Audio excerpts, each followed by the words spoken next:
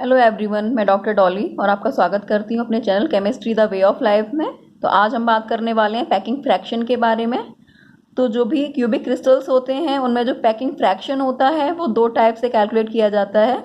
एक होता है 3D फ्रैक्शन और दूसरा होता है 2D पैकिंग फ्रैक्शन। इस तरीके से जो 3D पैकिंग फ्रैक्शन होता है इसको हम बाय वॉल्यूम कैलकुलेट करते हैं। It means it can be defined as the fraction of the volume of the available space occupied by the spheres। यानी कि अगर हम वॉल्यूम के रेस्पेक्ट में देखेंगे तो जितना स्पेस जो भी स्फीयर्स हैं किसी क्यूब के अंदर वो ऑक्यूपाई करेंगे टोटल वॉल्यूम के अंदर, उसको हम उसका पैकिंग फ्रैक्शन कहेंगे।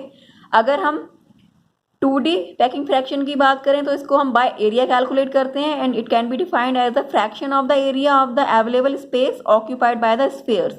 इसका मतलब जो भी क्रिस्टल के अंदर या फिर किसी क्यूब के अंदर जो भी स्फीयर्स हैं वो जितना एरिया ऑक्यूपाई करेंगे उस एरिया के फ्रैक्शन को हम बोलेंगे उसका 2D पैकिंग फ्रैक्शन। अगर हम 3D पैकिंग फ्रैक्शन को कैलकुलेट करना चाहते हैं तो इसकी कैलकुलेशन के लिए एक फॉर्मूला होता है।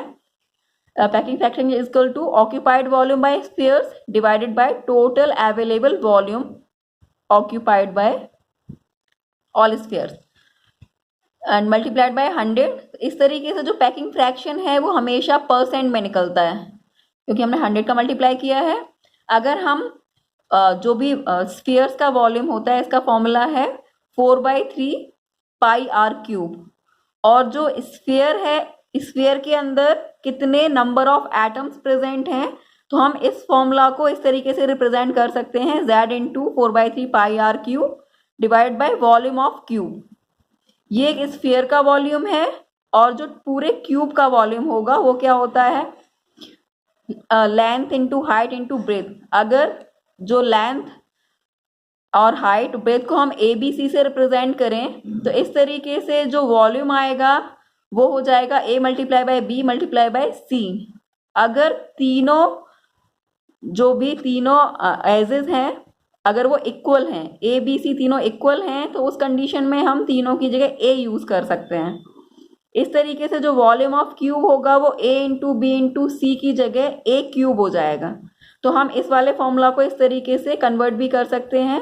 और जो Z है वो Z है यहाँ पर total number of atoms per unit cell. इसका कैलकुलेशन मैंने आपको बता ही दिया था, उसका लिंक भी मैं इस वीडियो के डिस्क्रिप्शन बॉक्स में डाल दूंगी ताकि आप कैलकुलेशन सीख लें। जैसे कि BCC के लिए जो नंबर ऑफ एटम्स होता है पर यूनिट सेल वो 2 होता है, FCC के लिए 4 होता है, ECC के लिए 2 होता है और सिंपल क्यूब के लिए 1 होता है।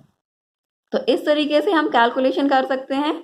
अगर हमें सिंपल प्रिमिटिव सेल के लिए पैकिंग फ्रैक्शन निकालना है 3D पैकिंग फ्रैक्शन तो उसके लिए जो Z की वैल्यू होती है सिंपल क्यूबिक सेल के लिए वो 1 होती है, यानी कि number of atoms per unit cell 1 होते हैं 4/3 पाई आर क्यूब। अगर हम रिलेशन देखेंगे तो A is equal to 2R होता है सिंपल क्यूबिक यूनिट सेल के लिए, तो हम यहाँ A की जगह पर 2R लगा सकते हैं। A की वैल्यू अगर हम 2R से रिप्लेस कर देते हैं तो ये हो जाएगा 8R क्यूब। अगर हम इसको कैलकुलेट करेंगे तो फाइनली जो पैकिंग फ्रैक्शन आता है सिंपल क्यूबिक यूनिट सेल के लिए वो आता है 52.4%। तो इस तरीके से हम सिंपल क्यूबिक यूनिट सेल का पैकिंग फ्रैक्शन कैलकुलेट कर लेते हैं। इसके बाद अगर हमें FCC के लिए पैकिंग फ्रैक्शन कैलकुलेट करना है तो FCC के लिए जो Z की वैल्यू होती है number of atom per unit cell BCC के लिए Z इज इक्वल टू 2 होता है और इस अगर हम 2 की वैल्यू पुट करेंगे यहाँ और BCC में जो बॉडी डायगोनल होता है वो 4R के इक्वल होता है, तो √3A is equal to 4R होता है। तो अगर हम यहाँ से A की वैल्यू फाइंड आउट कर लें तो ये आएगी 4R डिवाइड बाई 3।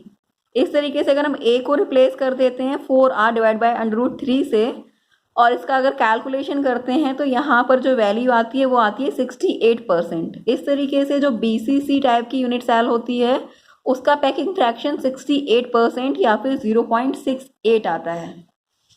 अगर हम FCC के लिए कैलकुलेशन करेंगे तो FCC के लिए number of atoms per unit cell 4 होता है। यहाँ पर जो फेस डायगोनल होता है √2A वो 4R के इक्वल होता है। तो यहाँ से अगर हम a की वैल्यू कैलकुलेट करेंगे तो ये आएगा 4r डिवाइड बाय √2। अगर हम a को 4r डिवाइड बाय √2 से रिप्लेस कर देते हैं और जब इसकी कैलकुलेशन करते हैं फाइनली, तो जो पैकिंग फ्रैक्शन आता है FCC के लिए वो 74% आता है। तो इस तरीके से जो सबसे ज़्यादा पैकिंग फ्रैक्शन आता है वो FCC के लिए आता है, क्योंकि सिंपल क्यूबिक के लिए 52.8% आता है, BCC के लिए 68% और FCC के लिए 74%, जो कि तीनों के अंदर सबसे ज़्यादा होता है। तो जो FCC है वो सबसे ज़्यादा क्लोजली पैक्ड टाइप की यूनिट सेल होती है। तो ये तो हो गई बात 3D पैकिंग फ्रैक्शन की। अगर हमें 2D पैकिंग फ्रैक्शन कैलकुलेट करना है तो उसके लिए फॉर्मूला होता है occupied area bye spheres divided by total available area multiplied by 100। हमें पता है किसी भी सर्कल के लिए जो एरिया का फॉर्मूला होता है वो πr² होता है। इस तरीके से Z हो जाएगा यहाँ किसी भी यूनिट सेल के अंदर नंबर ऑफ एटम्स, जितने एटम्स प्रेजेंट हैं, उसके बाद area of sphere divided by total available area. तो किसी भी अगर हम किसी भी स्क्वायर का एरिया निकालते हैं तो वो L1 इंटू L2 होगा। अगर दोनों लेंथ और विड्थ दोनों ही इक्वल हैं, अगर L1 L2 A के इक्वल है तो हम इसको इस तरीके से प्रेजेंट कर सकते हैं। जो 2D पैकिंग फ्रैक्शन है उसको हम दो तरीके से कैलकुलेट करते हैं, एक अलोंग द फेस और दूसरा अलोंग द डायगोनल प्लेन। अगर अलोंग द फेस कैलकुलेट करेंगे तो यहाँ पर जो L1 और L2 की वैल्यू है वो दोनों A से रिप्लेस हो जाएंगी, तो यहाँ A² का स्क्वायर आ जाएगा। तो जो along the face packing fraction calculate किया जाता है उसके लिए फॉर्मूला है Z into πr² divided by A² multiplied by 100।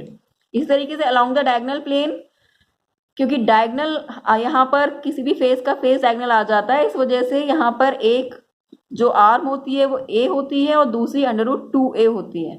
तो इस तरीके से अगर हम L1 इंटू L2 को रिप्लेस कर देते हैं A इंटू √2A से, तो जो फॉर्मूला बनता है वो बनता है Z into πr² divide by √2A² into 100। इस तरीके से इन दोनों फॉर्मूला से हम along the face and along the diagonal plane calculation कर सकते हैं 2D पैकिंग फ्रैक्शन की। इस तरीके से अगर हम समरी देखते हैं, समराइज फॉर्म में अगर हम देखें तो जो 3D पैकिंग फ्रैक्शन होता है वो सिंपल क्यूब के लिए 52.4% होता है, FCC के लिए 74%, BCC के लिए 68%। तो सबसे ज़्यादा होता है यहाँ FCC के लिए 74%। इसका मतलब सबसे ज़्यादा क्लोज पैकिंग FCC के अंदर होती है। उसके बाद जो 2D पैकिंग फ्रैक्शन होता है वहाँ पर फॉर सिंपल क्यूब के लिए अलोंग द फेस 78.5% होता है, along the diagonal plain simple cube के लिए 55.5% होता है, FCC के लिए अलोंग द फेस 78.5% होता है, यानी कि सिंपल क्यूबिक और FCC के लिए दोनों वैल्यूज इक्वल हैं अलोंग द फेस, और FCC के लिए अलोंग द डायगोनल प्लेन 27.7% होता है। अगर BCC की बात करें तो अलोंग द फेस 58.87% होता है पैकिंग फ्रैक्शन और डायगोनल प्लेन के अलोंग 83.2% होता है। इस तरीके से जो 2D पैकिंग फ्रैक्शन है उसकी सबसे ज़्यादा हाईएस्ट वैल्यू BCC के लिए अलोंग द डायगोनल प्लेन होती है, अगर सारे डायगोनल प्लेन्स के लिए देखेंगे तो, और अलोंग द फेस अगर हम देखते हैं तो वो सिंपल क्यूब और FCC दोनों के लिए इक्वल वैल्यू होती है जो कि 78.5% होती है। तो इस तरीके से हम 2D और 3D पैकिंग फ्रैक्शन कैलकुलेट कर लेते हैं। इसके क्वेश्चंस बहुत आते हैं, कॉम्पिटिशन्स में भी आते हैं डायरेक्ट क्वेश्चंस कि सबसे ज़्यादा पैकिंग एफिशिएंसी किसकी होती है, पैकिंग फ्रैक्शन सबसे ज़्यादा क्लोज पैकिंग किसके अंदर होती है। तो ये टैबलर फॉर्म में हम शॉर्ट में इसको याद रख सकते हैं ताकि क्वेश्चंस ईजिली सॉल्व हो जाएं। तो आज के वीडियो में इतना ही।